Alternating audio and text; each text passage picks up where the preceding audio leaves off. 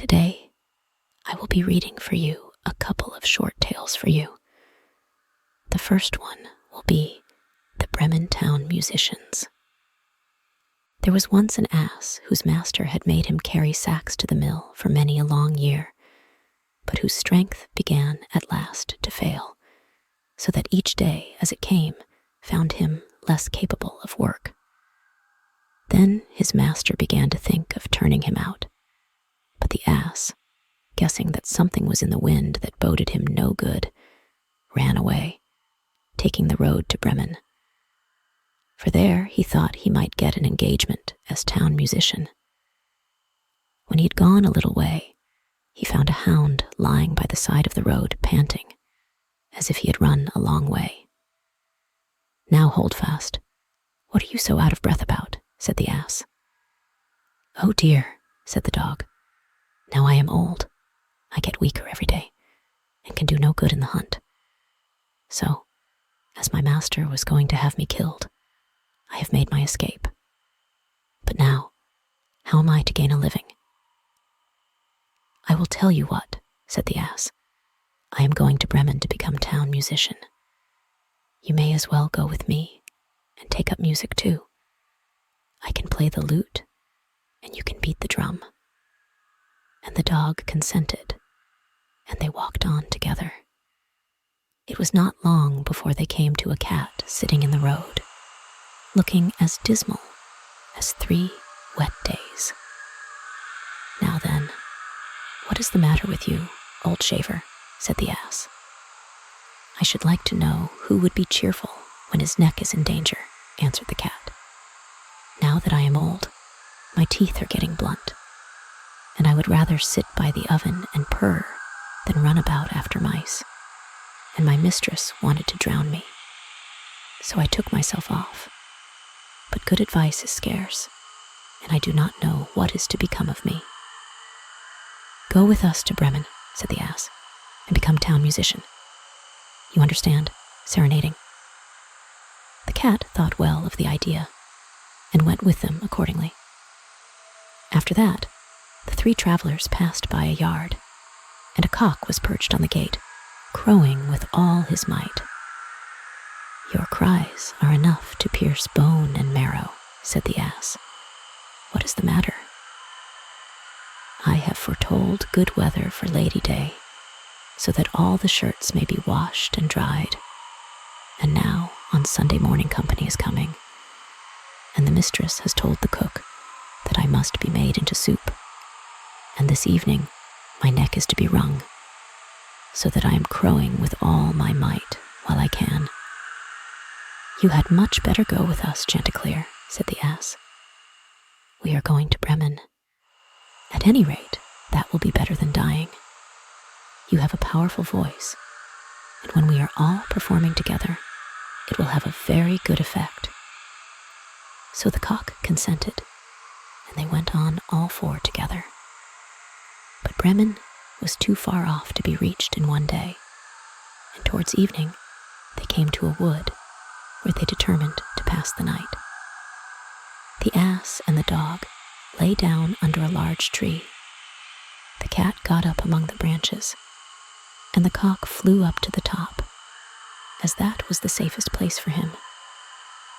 Before he went to sleep, he looked all round him to the 4 points of the compass, and perceived in the distance a little light shining. And he called out to his companions that there must be a house not far off, as he could see a light. So the ass said, "We had better get up and go there, for these are uncomfortable quarters." The dog began to fancy a few bones, not quite bare, would do him good. And they all set off in the direction of the light, and it grew larger and brighter, until at last it led them to a robber's house, all lighted up. The ass, being the biggest, went up to the window and looked in. "Well, what do you see?" asked the dog. "What do I see?" answered the ass. "Here is a table set out with splendid eatables and drinkables, and robbers sitting at it and making themselves very comfortable." "That would just suit us," said the cock. Yes, indeed, I wish we were there, said the ass. Then they consulted together how it should be managed so as to get the robbers out of the house, and at last they hit on a plan. The ass was to place his forefeet on the windowsill. The dog was to get on the ass's back, the cat on the top of the dog, and lastly, the cock was to fly up and perch on the cat's head. When that was done, at a given signal, they all began to perform their music. The ass brayed, the dog barked, the cat mewed, and the cock crowed. Then they burst through into the room, breaking all the panes of glass. The robbers fled at the dreadful sound. They thought it was some goblin, and fled to the wood in the utmost terror. Then the 4 companions sat down to table, made free with the remains of the meal, and feasted as if they had been hungry for a month. Thank you for listening to this tale. The next one will be The Frog King or Iron Henry. In the old times, when it was still of some use to wish for the thing one wanted, there lived a king whose daughters were all handsome, but the youngest was so beautiful that the sun himself, who has seen so much, wondered each time he shone over her because of her beauty. Near the royal castle, there was a great dark wood, and in the wood, under an old linden tree, was a well. And when the day was hot, the king's daughter used to go forth into the wood and sit by the brink of the cool well. And if the time seemed long, she would take out a golden ball and throw it up and catch it again. And this was her favorite pastime. Now it happened one day that the golden ball, instead of falling back into the maiden's little hand, which had sent it aloft, dropped to the ground near the edge of the well and rolled in. The king's daughter followed it with her eyes as it sank, but the well was deep, so deep that the bottom could not be seen. Then she began to weep, and she wept and wept as if she could never be comforted. And in the midst of her weeping, she heard a voice saying to her, "What ails thee, king's daughter? Thy tears would melt a heart of stone." And when she looked to see where the voice came from, there was nothing but a frog stretching his thick, ugly head out of the water. "Oh, is it you, old waddler?" said she. "I weep because my golden ball has fallen into the well." "Never mind, do not weep," answered the frog. "I can help you. But what will you give me if I fetch up your ball again?" "Whatever you like, dear frog," said she. "Any of my clothes, my pearls and jewels, or even the golden crown that I wear. Thy clothes, thy pearls and jewels, and thy golden crown are not for me," answered the frog. "But if thou wouldst love me, and have me for thy companion and playfellow, and let me sit by thee at table, and eat from thy plate, and drink from thy cup, and sleep in thy little bed, if thou wouldst promise all this, then would I dive below the water and fetch thee thy golden ball again." "Oh yes," she answered, "I will promise it all, whatever you want, if you will only get me my ball again." But she thought to herself, what nonsense he talks, as if he could do anything but sit in the water and croak with the other frogs, or could possibly be anyone's companion. But the frog, as soon as he heard her promise, drew his head under the water and sank down out of sight. But after a while, he came to the surface again, with the ball in his mouth, and he threw it on the grass.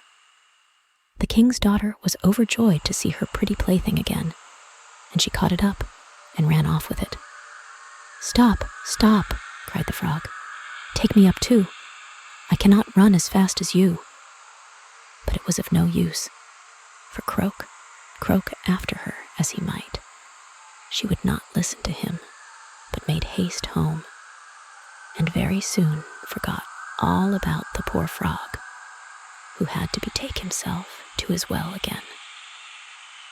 The next day, when the king's daughter was sitting at table with the king and all the court, and eating from her golden plate, there came something pitter-patter up the marble stairs, and then there came a knocking at the door, and a voice crying, "Youngest king's daughter, let me in." And she got up and ran to see who it could be. But when she opened the door, there was the frog sitting outside. Then she shut the door hastily and went back to her seat, feeling very uneasy. The king noticed how quickly her heart was beating and said, "My child, what are you afraid of? Is there a giant standing at the door ready to carry you away?" "Oh, no," answered she, "no giant, but a horrid frog." "And what does the frog want?" asked the king. "Oh, dear father," answered she, "when I was sitting by the well yesterday and playing with my golden ball, it fell into the water. And while I was crying for the loss of it, the frog came and got it again for me on condition I would let him be my companion. But I never thought that he could leave the water and come after me. But now, there he is outside the door, and he wants to come in to me." And then they all heard him knocking the second time and crying, "Youngest king's daughter, open to me by the well water." What promised? "You me? Youngest king's daughter, now open to me." "That which thou hast promised must thou perform," said the king. "So go now and let him in." So she went and opened the door, and the frog hopped in, following at her heels, till she reached her chair. Then he stopped and cried, "Lift me up to sit by you." But she delayed doing so until the king ordered her. When once the frog was on the chair, he wanted to get on the table, and there he sat and said, "Now push your golden plate a little nearer, so that we may eat together." And so she did, but everybody might see how unwilling she was, and the frog feasted heartily, but every morsel seemed to stick in her throat. "I have had enough now," said the frog at last, "and as I am tired, you must carry me to your room and make ready your silken bed, and we will lie down and go to sleep." Then the king's daughter began to weep, and was afraid of the cold frog, that nothing would satisfy him, but he must sleep in her pretty clean bed. Now the king grew angry with her, saying, "That which thou hast promised in thy time of necessity must thou now perform." So she picked up the frog with her finger and thumb, carried him upstairs, and put him in a corner. And when she had lain down to sleep, he came creeping up, saying, "I am tired and want sleep as much as you.